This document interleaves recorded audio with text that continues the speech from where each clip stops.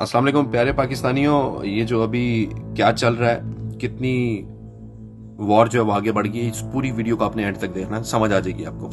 جو بھی سامنے میں نے فوٹو لگائی ہوئی ہے، اس کو کہتے ہیں بنکر بسٹر۔ آپ کو میں سے بہت سارے لوگوں کی اس ٹیکنالوجی سے آپ کا کوئی وہ نہیں ہونا، ذہن میں نہیں ہوگی، نہ پتا ہوگا۔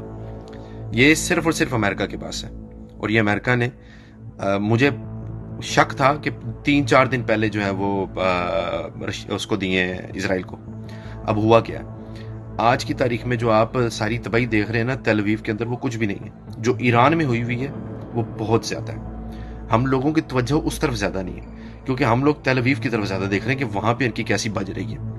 ابھی میں آپ کو بتا دیتا ہوں، سننے میں اب یہ آیا ہے کافی حد تک کہ یہ بنکر بسٹر جو ہوتا ہے یہ استعمال کر لیا گیا ہے ایران کے اندر، اور یہ بڑی خطرناک چیز ہے۔ آپ سب کو پتہ ہے بنکر مطلب کہ جو زمین کے اندر ہوتے ہیں۔ جو ایران کی جو نیوکلیر فیسلٹیز ہیں وہ آپ سب کو پتہ ہے بہت مشکل ہو رہا تھا وہاں تک پہنچنے کے لیے۔ اب سننے میں کافی حد تک یہ ہے، ابھی کنفرم نہیں ہے کہ یہ بنکر بسٹر اس پہ یوز کر لیا گیا ہے۔ اب بنکر بسٹر ہے کیا؟ یہ ایک ایسا میزائل ہے جب یہ زمین پہ ٹچ کرتا ہے تو یہ پھٹتا نہیں ہے، اس کے آگے لگا ہوا ہے گراری، یہ زمین کے اندر ڈرل کرتا ہے۔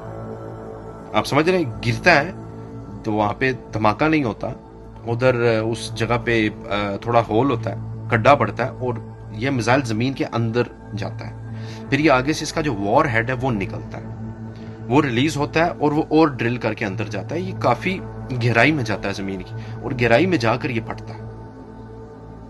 یہ بنکر بسٹر جو ہے یہ استعمال اللہ نہ کرے کیا ہو، لیکن یہ ٹیکنالوجی موجود ہے۔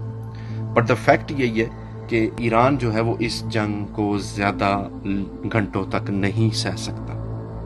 اور بات پھر اس کے بعد آتی ہے پاکستان کی، کیونکہ اب ان کے جو لوگ ہیں، جو اسرائیلینز ہیں، وہ کھل کے پاکستان کا نام لے رہے ہیں۔ اگلا نشانہ پاکستان ہے، ٹھیک ہے؟ یہ ان کی یہ اس طرح کی یہ حساب کتاب ہے۔ اور امریکہ، یہ ٹرمپ، یہ بڑی کو کتی چیز ہے، ٹھیک ہے؟ اس سے ہمیشہ یاد رکھنا، ہی از ناٹ ریلائبل، یہ کبھی بھی کسی کا دوست نہیں ہوتا۔ فرسٹ آف آل یہ ایک بزنس مین ہے، اس کا خدا صرف پیسہ ہے، ٹھیک ہے؟ نہ تو یہ کسی خدا کو مانتا ہے۔ یہ ٹرمپ کی بات کر رہا ہوں، یہ بڑا میٹھا ہو کے آپ کو ملے گا، ہر جگہ پہ آپ کو دکھے گا۔ اس کی بات چیت سے زیادہ پتہ ہے جتنا یہ دیالو اور میٹھا میٹھا بولتا ہے نا، اتنا ہی یہ بغیرت ہے، ٹھیک ہے؟ اس نے یہ دیے اسرائیل کو، یہ بنکر بسٹرز جو ہیں یہ دیے، ڈیفینیٹلی دیے۔ یہ بنکر بسٹر کا مجھے اب سننے میں آیا کہ اس کا استعمال کر لیا گیا، اللہ نہ کرے، بٹ اگین فیکٹ یہی ہے کہ ایران نہیں سہ پائے گا اس چیز کو۔ ایران کی اکانومی بھی نہیں، ایران کے پاس اتنی نہیں، یہ ٹیکنالوجی نہیں ہے، اور بہت ساری ٹیکنالوجی پاکستان کے پاس بھی نہیں ہے۔ اور پاکستان کھل کے تو کیا، وہ ڈیپ انڈر دا سی بھی نہیں دے سکتا، کیونکہ وہ پھر یہ نقل مکانی ساری جو ہے نا، یہ امریکہ یہ اوپر سیٹلائٹ میں بیٹھ کے دیکھ رہا ہے۔ پاکستان اگر ان کی ہیلپ کرتا بھی نا بڑے میزائل دے کر بھی، تو زمین کے اندر سے تو لے کے جانے والا نہیں، اوپر سے ہی نقل مکانی ہونی ہے، اور جتنی بھی ایکٹیویٹی ہو رہی ہوتی ہے امریکہ آرامزادہ اوپر بیٹھ کے دیکھ رہا ہے، ٹھیک ہو گیا؟ تو ابھی تب ہی کچھ ہو سکتا ہے جب چائنا بیچ میں آ کے کودے۔ چائنا کبھی بھی ایران کے لیے کودے گا نہیں۔ چائنا ضرور ہیلپ کر سکتا ہے تھوڑی بہت ہی، لیکن وہ کبھی بھی چائنا ایران کی جنگ نہیں لڑنے والا۔